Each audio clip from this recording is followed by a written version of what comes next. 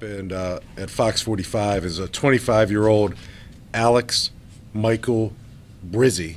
Alex Michael Brizzi of the 6300 block of Duckett's Lane in Elkridge, Maryland, and that's in Howard County.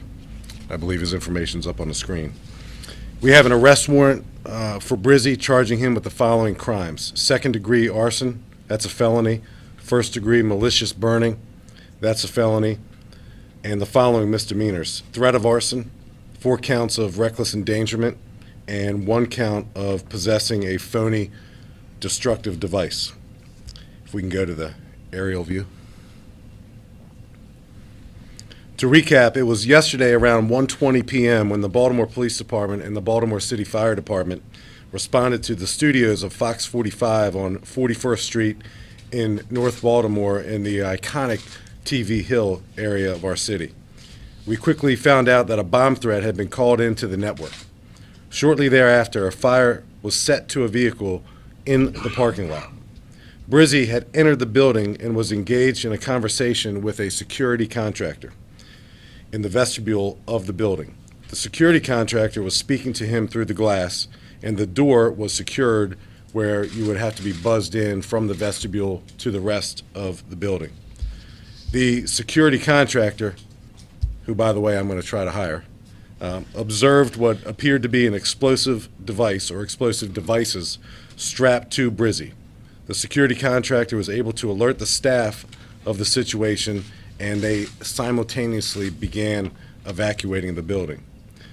All the while, the security contractor continued to speak with Brizzi, who possessed a USB flash drive. Brizzi said he wanted to air the contents of that flash drive on television. What we know at this point is that the flash drive contained video rants of Brizzi talking about the end of the world. We're still examining the contents of that flash drive today.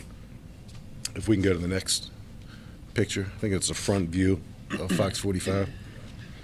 The Baltimore Fire Department was able to extinguish the fire that was set to the vehicle before they retreated. After all the Fox 45 employees were able to evacuate from the building, the security contractor was able to make his escape out of the back door. Again, I can't say enough about what he did yesterday, and he's absolutely a hero. Brizzi stayed in the secured vestibule area of the front entrance to the building.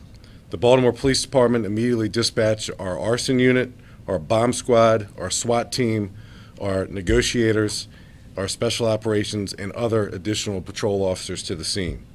After conferring with management at Fox 45, we were able to verify that all the staff were out of the building, and that was really, really important. Were we dealing with someone who was in there by himself, or were we potentially dealing with a hostage situation? So that evacuation and the verification of the employees and their names and accounting for them when they get out of the building was really key yesterday. We were also able to verify that all police officers and firefighters were accounted for.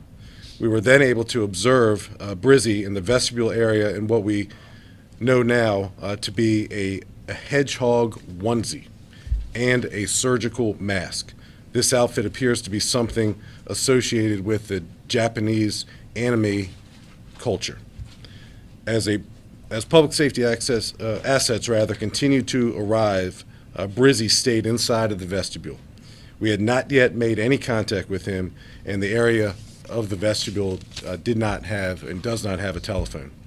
If we can go to the... And just real quick, as the commissioner is speaking, this is that vestibule area that he's speaking of, and Brizzi's car was parked in this parking lot, so relatively close to the actual front entrance of it. So as the commissioner is describing the vestibule, it's literally this box right in here, and that's what the commissioner is describing right now.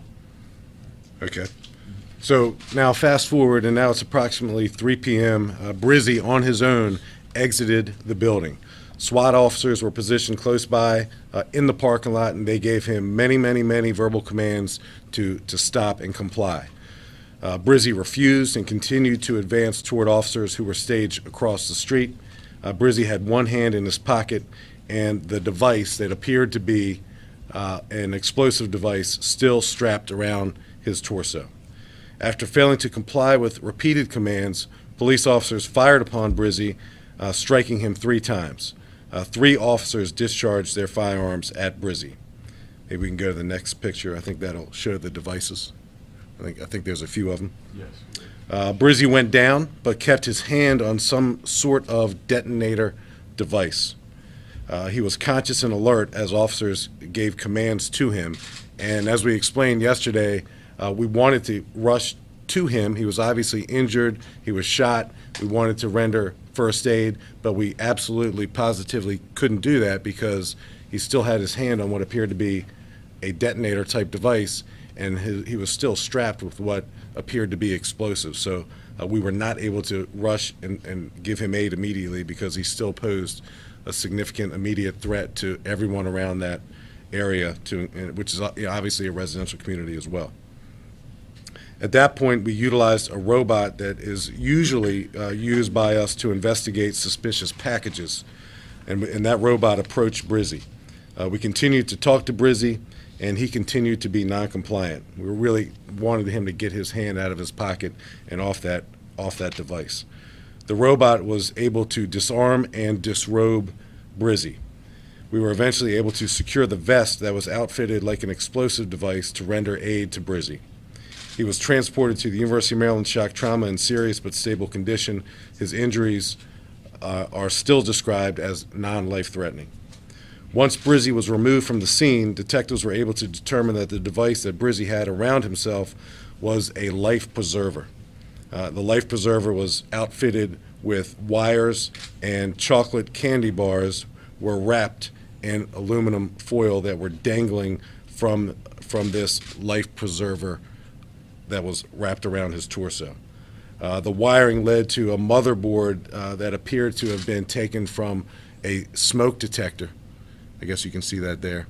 And then it had wires running down his sleeve, and the wire that ran from the motherboard down his sleeve was attached to what looked like to be a detonator type device. Which I don't know if it's this or it was something else. And that's what he refused to let go of even after we shot him. And real quick, just to let you guys know, as you heard the commissioner mention robot, these are the robot arms, just as a point of reference. So this is the actual life preserver. These are the robot arms that you see in the picture. Okay. So all of these were eventually deemed to be inert, and in essence, it was a replica explosive device. SWAT officers and other patrol officers conducted a methodical search of Brizzy's vehicle and the interior of Fox 45. No other evidence of any explosive devices was located. At approximately 8:30 p.m., we were able to give the all-clear and reopen Fox 45 on 41st Street. We later found that the suspect did not make it into the building past the vestibule, which we suspected all along, but we wanted to make sure. A search warrant was conducted at Brizzy's home in Howard County. No other explosive type devices or fake devices, replica devices were located. We've been in constant contact with our federal partners. I received a call right away from Kevin Perkins, the special agent in charge of the FBI Baltimore field office, and the ATF was actually from the Baltimore field office on the scene assisting us throughout this process. The incident is not connected to any type of organized terrorism. Brizzy's family has been very helpful and cooperative as we continue to investigate this situation. Although what Alex Brizzy eventually had was a fake explosive device or a replica explosive device, the fear of what he had shut down an entire community and scared a whole lot of people. So his father was interviewed extensively on local news last night, and your kind of heart goes out to him because he describes some challenges that his 25-year-old son has had, obviously with mental illness, and I guess it kind of highlights not only yesterday's incident, but incidents that have been going on throughout the country and post-Columbine America for the last 15 plus years, where we're dealing with a single person who often suffers from a mental illness, who becomes an active threat to our community. And this particular active threat happened to be in a television station, but they all too often visit government facilities, churches, obviously, schools, shopping malls. So we're just really glad and proud that we were able to to bring this to a peaceful conclusion, and that no one was harmed as a result. And we will continue to give you updates as they develop. And I think now I'll ask Director Smith if he has anything to add to it, and then we'll open it up to questions. Hey, just real quick, we do not have a mugshot of Brizzy at this point. He's still in the hospital receiving treatment. At the time that we do get a mugshot, we'll send that out. So that's the reason we don't have a mugshot. You guys all know where TV Hill is, so for people that are outside of Baltimore, it's north of downtown, but right off of a highway, but very close to a very close to a residential community, and that was also a lot of our concern, that we had a residential community just adjacent to Fox 45. And this, some of the questions that we've been asked are, why did he choose Fox 45? We don't know the answer to that, but of all of the news outlets, radio and television in the TV Hill area, this is the one that actually faces the main road and is the most visible of the others. So that's a possibility. But again, we have community neighboring right there. So that was a concern of ours. With that, we can answer some questions and understand we don't have answers to a number of them as well. When trying to neutralize Mr. Brizzy, did officers try to avoid hitting the vest? Can you talk to me about that?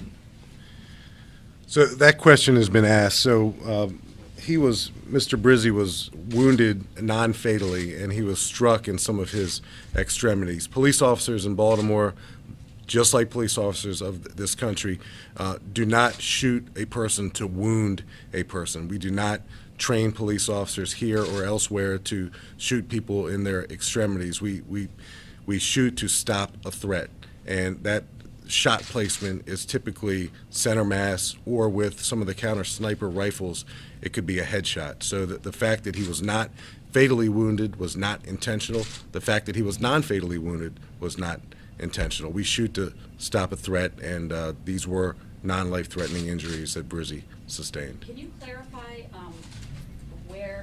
how many bullet wounds he has and where they were? His father said he was shot four bullet wounds: the neck, the left buttock, the right leg. He said he didn't know where the fourth one was. Right. Again, that's he's still receiving medical treatment. So if that number changes, we know he was shot at least 3 times. With a real bullet, not. Oh no, yeah, absolutely. We did not use less lethal rounds in this scenario.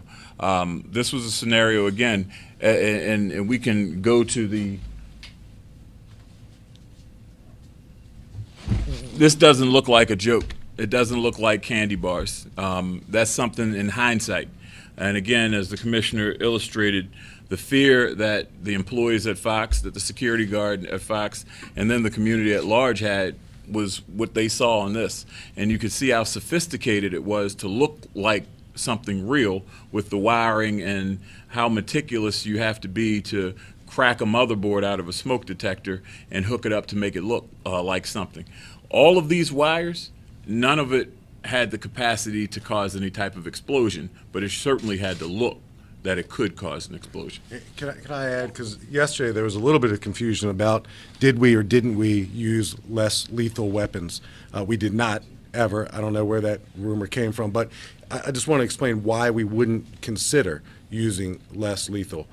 He had his hand on what appeared to be a detonator. So if we were to have used less lethal, that wouldn't have killed him, right?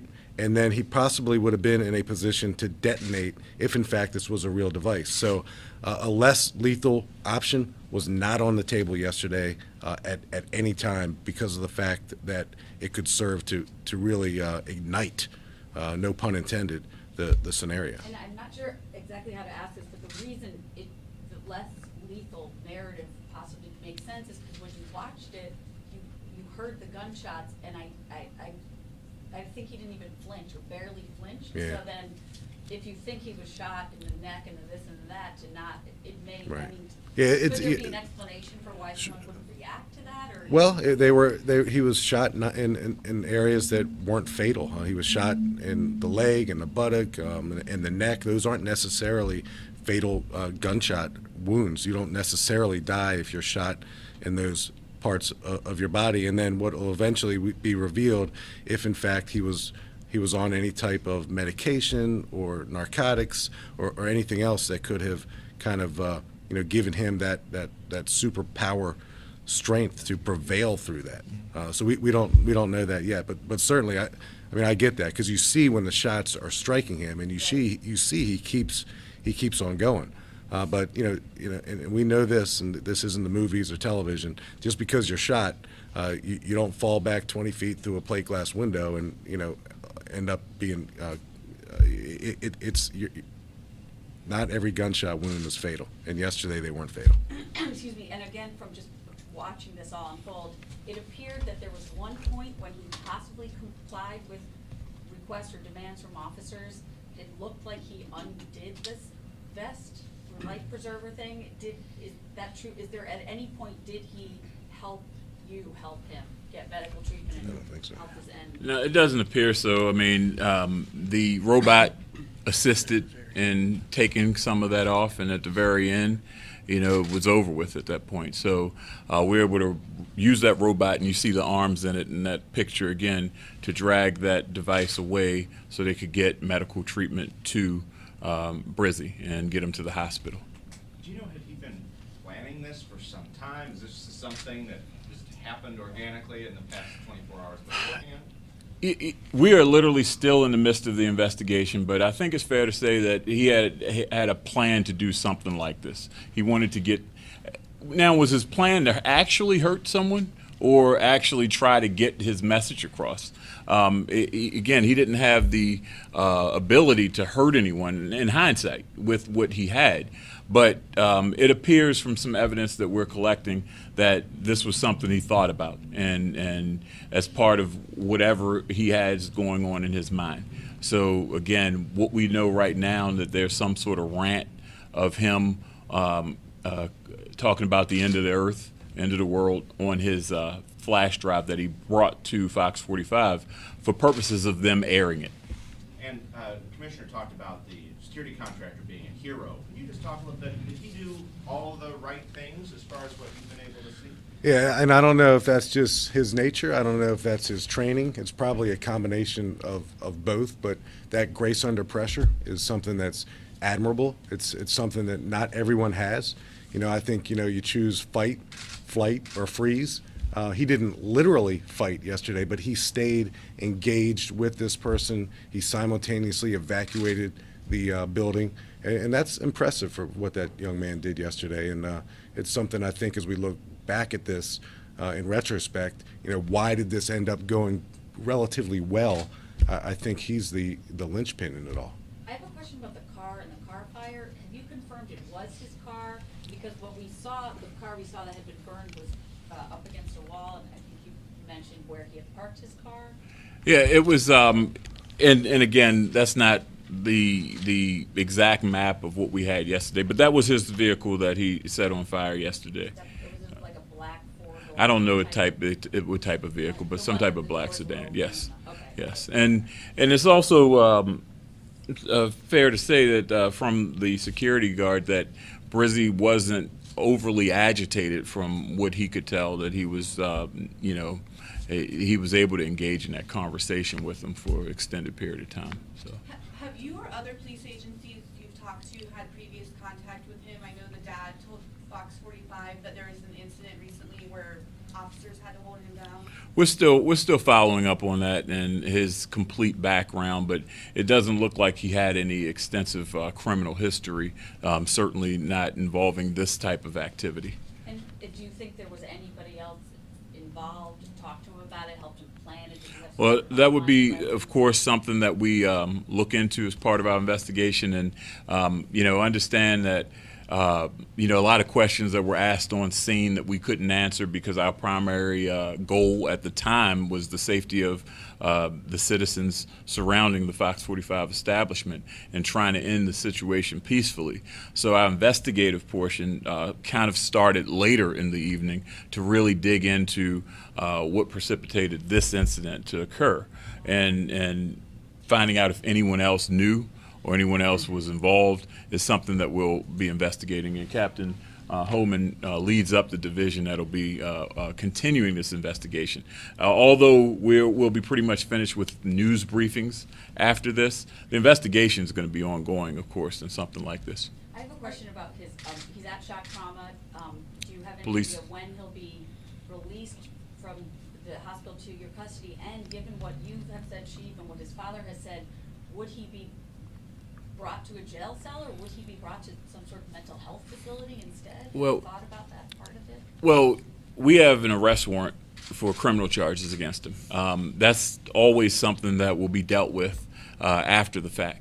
But at this point, we have evidence for criminal proceedings, and he's under police guard at this point at the hospital. And once he's well enough to be seen by a police court commissioner, he'll be seen and then And processed. he'll be afforded a psychiatric evaluation even while he's in custody. So we're not dismissing that part of it. It's not one or the other. He committed some very, very serious crimes yesterday, and we need to hold him accountable for those crimes. But he also appears to be in need of some other type of help. So both of those things can move together simultaneously. Could he see a How court soon did commissioner you guys today? identify him? He's going to see a court commissioner relatively soon. I don't know if it'll be today or not. We want to have an opportunity to interview him as well. How soon did you guys identify him, and were you able to establish any dialogue with him while he was in the vestibule? There wasn't a phone inside the vestibule. We were in a process. There are things that we can do once SWAT has fully arrived and settled, like try to get a throw phone to him. We weren't at that part of the negotiations with him. Again, he decided to just walk out on his own, so there was no dialogue beyond the dialogue that the security contractor had with him.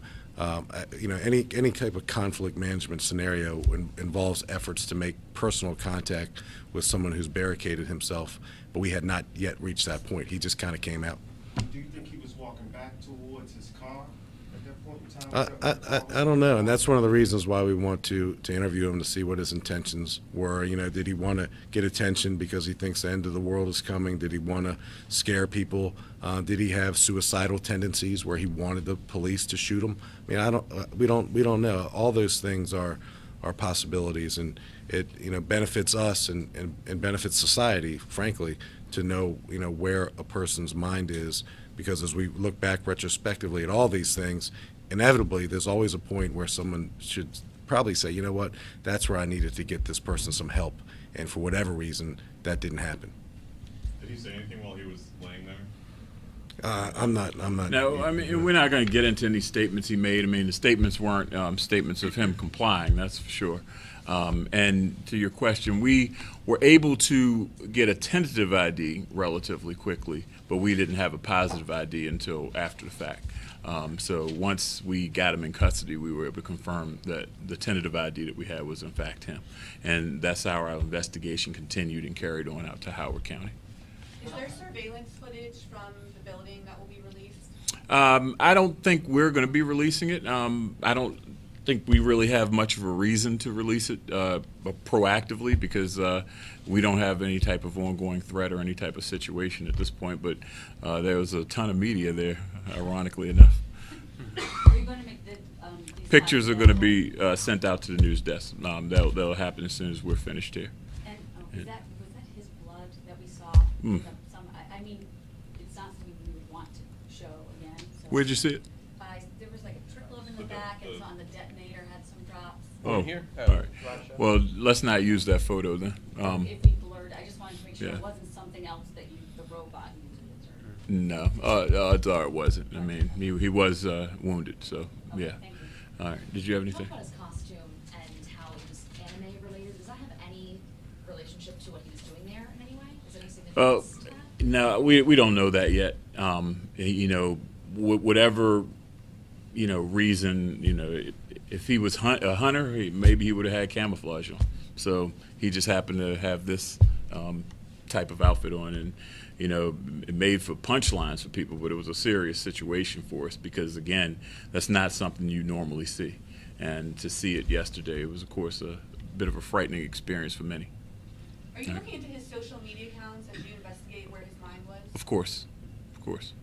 Can you talk about the preparation for a scenario like this? you know, in the day and age that we live in, and how your men and women address the situation. Sure. So, you know, post 9/11, really our Homeland Security training really improved in law enforcement across the country, but particularly in Baltimore here. So we do have our SWAT team, which trains on a regular basis. They train with other regional teams throughout the state of Maryland. So we also have like a multi-jurisdictional task force of SWAT operators that can come in and assist if one team's fatigued. So we're confident in where our training is, particularly in handling this incident. Of course, this was a first incident for us that we've handled to this magnitude. And, you know, just doing an internal review, the team did well, the police department did well. We had our federal partners stand up, did very well. And, of course, I'll echo the commissioner's statement that security guard at Fox 45 did an exceptional job. Will the officers in this situation, I don't know the procedures, but will the ones that fired the shot, will they be placed on administrative? Or? Yes, they'll be placed on administrative leave just like any other police-involved shooting, and it'll take the same exact course. And that's Deputy Commissioner Dean Palmier. I gave you guys his name earlier. And as we wrap up, thank you all for being here. Thank everyone for their patience yesterday and getting the message out to the community. And we've had 2 incidents like this in the past year at television stations in Baltimore, and it's been an alert security guard. You know, a person that's not carrying a weapon, you know, a person that's probably not making the highest wages in the world, and those people certainly saved people in the situation last year and this situation, which was an unknown, thankfully to an alert, well-trained security guard and able to get everybody out of harm's way. So we're very appreciative of that, and that we didn't have any other injuries outside of the suspect in this incident. So thank you all very much. Thank you.